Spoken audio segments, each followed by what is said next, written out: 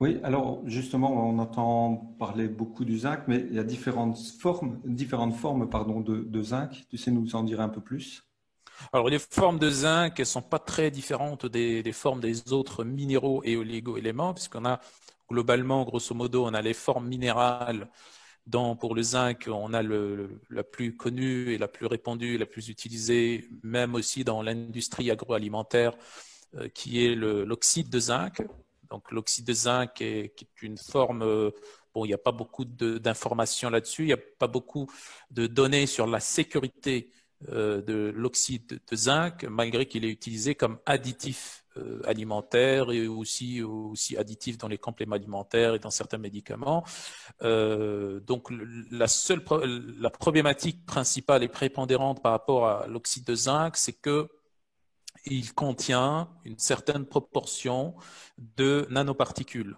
Donc, ça le range un petit peu dans la case des substances nanoparticules qui a été déjà légiférée par l'EFSA et aussi par l'Agence de sécurité du médicament et des aliments en France aussi. Donc, on le range dans cette catégorie avec le dioxyde de titane, le dioxyde de silicium, l'oxyde de fer, l'oxyde d'argent, etc. Donc, c'est un additif alimentaire qui est autorisé avec certains critères et certaines conditions, mais dont on sait très peu sur la sécurité liée à l'oxyde de zinc. Après, on a donc les formes organiques ou donc les formes organiques ou non minérales. On a ici deux grandes familles, donc ça s'applique pour tous les autres minéraux et oligo-éléments aussi. Donc on a donc les formes qui sont liées à des acides carboxyliques, notamment l'acétate, le gluconate, aussi le lactate, le citrate. Donc toutes ces formes-là, on les retrouve dans le marché par rapport au zinc. Et puis on retrouve aussi des formes un peu plus développées par rapport à la biodisponibilité, mais aussi par rapport à la métabolisation, qui sont les formes qu'on appelle aminocomplexées, notamment dans le cadre du zinc, le bisglycinate du zinc. Donc la meilleure forme de zinc, c'est le bisglycinate de zinc. Maintenant, à savoir que certaines personnes pourraient ne pas tolérer le bisglycinate, pas uniquement le bisglycinate de zinc, mais le bisglycinate en lui-même. Et c'est dû en réalité à soit à des mutations génétiques, soit tout simplement à la vitesse des enzymes, ou plutôt pas la vitesse des enzymes, mais plutôt la vitesse de synthèse des transporteurs qu'on a dans l'intestin. Et si on a assez de transporteurs, à ce moment-là, on peut tolérer une quantité plus importante de bisglycinate, notamment de bisglycinate de zinc. Il y a assez de transporteurs et de récepteurs dans l'intestin, dans la barrière intestinale par rapport lié au bisglycinate. À ce moment-là, on va avoir des troubles gastro-intestinaux. Et c'est pour ça qu'on peut observer parfois, euh, euh, quand on prend du bisglycinate de zinc, des intolérances. Les intolérances, c'est tout simplement une accélération du transit ou des douleurs au niveau intestinal ou d'autres symptômes de l'intolérance euh, au bisglycinate de zinc.